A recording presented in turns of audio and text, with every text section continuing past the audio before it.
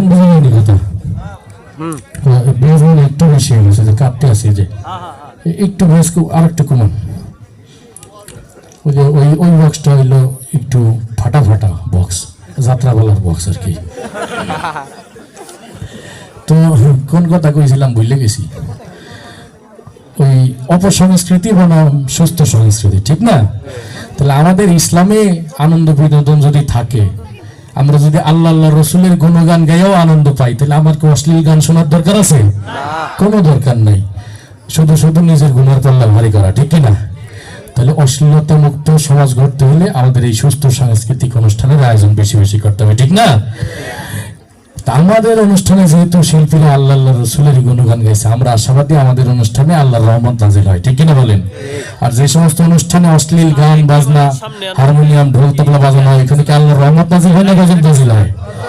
গজব নাজিল হয়। আজ পর্যন্ত কি দেখছেন মমতাজের কনসার্টে ঠাস করে একটা ঠাটা বেরিয়ে মানুষ মরে গেছে? দেখছেন? তাহলে বললেন তো গজব নাজিল হয়। আসলে গজবের সংজ্ঞা আমরা অনেক সময় ভুল করে বসি। গজব মানে যে ঠাটা বেরিয়ে মানুষ মরে যাবে, এটার নামই গজব না। গজব বিভিন্ন ভাবে আসে। এই যে তারা ক্ষমতাচ্যুত হয়ে গেছে, এটাও একটা গজব, ঠিক কিনা বলেন? এরকম গজব অনেক প্রাকৃতিক ভাবে বিভিন্ন ভাবে আসে। উদাহরণস্বরূপ, ওদের একটা কনসার্টে গান চলতে আছে, তাদের গান গাওয়ার সিস্টেম হলো যে মূল শিল্পী তার কাছে থেকে হারমোনিয়াম, সে হারমোনিয়াম বাজায়, ডান পাশে একজন বসে ঢোল বাজায়, আর বাম পাশে আর একজন বসে তবলা বাজায়। তো ওই সিস্টেমে গান বলতে গেছে, শিল্পীও হারমোনিয়াম নিয়ে গান শুরু করবে, ওই সময় আল্লাহর গজব চলেছে, শিল্পীর টয়লেটে চাপ দিছে। এখন কি করবে? সে তো গান বলতে বসছে, এখন তো ইচ্ছা টয়লেটে দৌড় দিয়ে যায় না, কিছু একটা তো করার দরকার। তো কোনো উপায় না দেখে হারমোনিয়াম বাজাচ্ছে আর সুরে সুরে বলতেছে,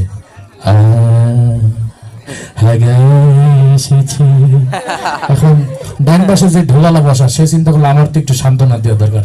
তখন ঢোলালা ঢোল বাজায় আর বলে, তাকদুম তাকদুম তুমি চাইপা চাইপা রাখো, তাকদুম তাকদুম। এই পাশে যে তবলালা বসা, সে চিন্তা করলো আমারও তো একটু সান্ত্বনা দেওয়া দরকার। তখন তবলালা তবলা বাজায় আর বলে, তেরে কেটে থাক, চেপে চেপে রাখ, তেরে কেটে থাক, চেপে চেপে রাখ। আমাদের এখানে ঢোল তবলা হারমোনিয়াম কিচ্ছু না, আমাদের চেপে চেপে রাখারও দরকার না, ঠিক কিনা বলেন? আমরা খালি গলে আল্লাহ আল্লাহ রসুলের গুণগান গাবো, এটাই আমাদের আনন্দ, ঠিক না? এই যে আমরা সবাই একসঙ্গে বসা মঞ্চের সামনে, মাঠে, সবার নজর মঞ্চের দিকে, এরকম একটা সুন্দর সময় আগে দেখা যাইতো। এখন তো অনুষ্ঠান মাহফিল হইলে এক জায়গায় হই, তাছাড়া সহজেই এক জায়গায় হই না আমরা, তাই না? মোবাইল হইছে, যার যার মতো শেষে থাকি।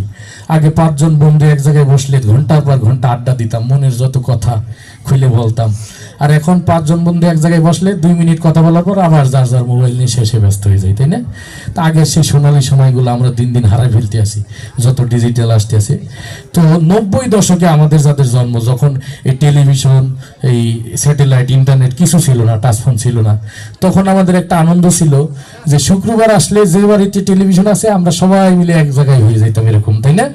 বসে আমরা আলিফ লাইলা সিন্দাবাদ এগুলো দেখতাম। শুধু সাদা লাইটটাই থাক, পাল্টাই না। তো তখন পাড়ার সবাই আনন্দ উপভোগ করে টেলিভিশন দেখতাম, কারণ তখন টেলিভিশন ছিল মাত্র একটা, বিটিভি, অন্য কোনো চ্যানেল ছিল না। ওই যে ধোঁয়া ছাড়ছেন একটু আগে, এখনো সেই ধোঁয়ার ইট আমার নাকে লাগতে আছে, এখনো বেডির মতো একটু একটু বাইরে, বুঝছেন? দেন 100 বন্ধ করা যায়নি। তো তখন টেলিভিশনের পরিবেশটা ছিল যে এত অশ্লীলতা বেহায়াপনা ছিল না, ঠিক না? তখন টেলিভিশনে যা দেখাইতো পরিবারের সবাই, পাড়ার সবাই একসঙ্গে বসে উপভোগ করার মতো পরিবেশ ছিল। আর চ্যানেল ছিল মাত্র একটা। আচ্ছা, চিল্লি না করলে হয় না, থাক, ওরা একটু আইসে সামনাসামনি, জীবনে প্রথম পাইছে, ওরা তো আমার সাবস্ক্রাইবার, তাই না? পাইছে, সবসময় মোবাইলে দেখাইছে, একটু সামনাসামনি দেখতে আসে, একটু কষ্ট করেন।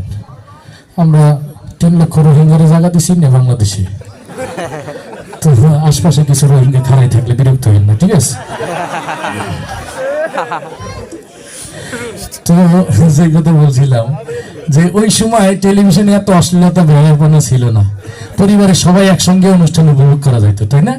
একটা মাত্র চ্যানেল ছিল বিটিভি, তাও ছিল সাদা কালো, তাও একটু পরপর ঝিরঝির করতে একজন যাবার বাসের আগে উঠে অ্যান্টিনা নাড়াচাড়ি করে ঠিক করা লাগতো, কিন্তু আনন্দ ছিল অনেক। কিন্তু যখনই টেলিভিশনটা রঙিন হলো, বহিরাগত চ্যানেলগুলো আমাদের দেশে অনুপ্রবেশ শুরু করলো, আস্তে আস্তে অশ্লীলতাও প্রবেশ শুরু করলো, ঠিক না? আগে যেমন পরিবার নিয়ে একসঙ্গে টেলিভিশনের সামনে বসতে পারতাম, এখন এক পরিবারের সবাই টেলিভিশনের সামনে বসার সাহস পাই না, ঠিক না?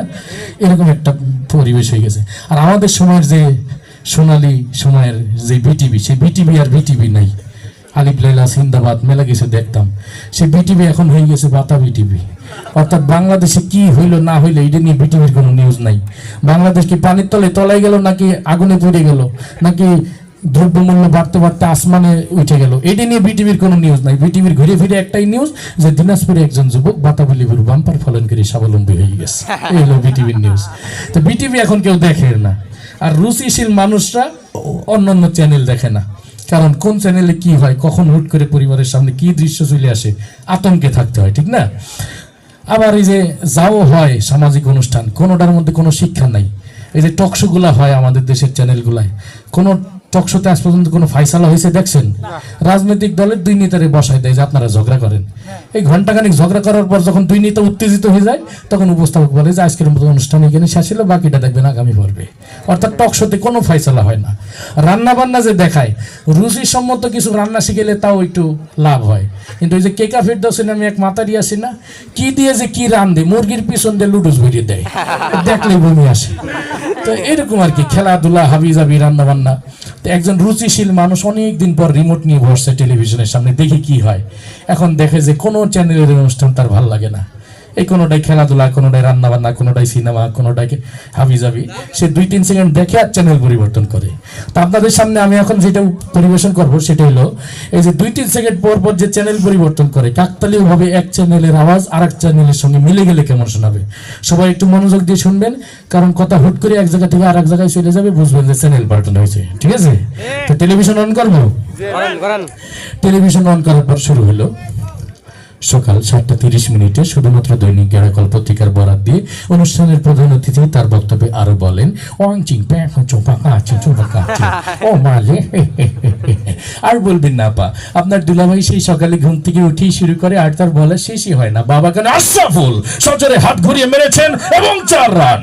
মৃদা ভাই, আপনি জানেন এই সেই আশরাফুল যাকে নিয়ে গর্ব করেন বাংলাদেশ দলের কোচ মিস্টার বুশ।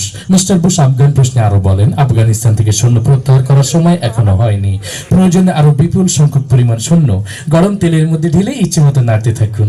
হ্যাঁ, আবার যে কথা বলছিলাম, তারপর আপনার ঝাল মশলা সবকিছু পরিমাণ মতো দিয়ে ঘন্টে ঘন্টে একটু পোড়া পোড়া গন্ধ হলে ঢাকনাটা তুলেই সেখান থেকে 10টি বোমা, একটি তাজা রাইফেল উদ্ধার করেন ডিবি পুলিশ। চলন্ত ট্রেন থেকে আকস্মিক বোমা পাওয়া যায়, ট্রেনের যাত্রীরা সবাই ভয়ে চিৎকার করে বলে ওঠেন, আউট আউট আউট আউট। শেষ পর্যন্ত মাশরাফির দুর্দান্ত বোলিং এর মুখে টিকে থাকতে পারলেন না mister Tony Blair. Mister Tony Blair ফিফার বর্ষসেরা প্লেয়ার হিসেবে স্বীকৃতি পাওয়ায় লিওনেল মেসিকে অভিনন্দন জানিয়ে বলেন, আমি বন ফুল গো ছন্দে ছন্দে দুলি আনন্দে। আমি বনফুল এই ধরনের তৃণলতা পাতা গাছ, যা ঔষধি গাছ হিসেবে পরিচিত। গাছ সম্পর্কে বিজ্ঞানী জগদীশ চন্দ্র বসু সর্বপ্রথম দুর্নীতি দমন অভিযান শুরু করেন। অনুষ্ঠানের প্রধান অতিথি তার বক্তব্যে আরো বলেন, গাগের ডেকা স্তন্ড গেলার রাখা ইন্দিরা ডেকে স্তন্ড গুদরা ডেকে Indira, I M A disco dancer. বিড়ি খেলে অনেক সময় ক্যান্সার হওয়ার সম্ভাবনা থাকে। ক্যান্সার, আমাশয়, ম্যালেরিয়া, ফ্যালেরিয়া এই সমস্ত রোগের জীবাণু আপনার খাবারের মধ্যে ইচ্ছে মতো মিশিয়ে নেবেন। হ্যাঁ, আবার যে কথা বলছিলাম, এগুলো যখন আপনার খাবারের সঙ্গে মিশাবেন, তখন আপনি লক্ষ্য করে দেখবেন সোজাসুজি স্টেট কাবার অঞ্চলে সীমানার বাইরে।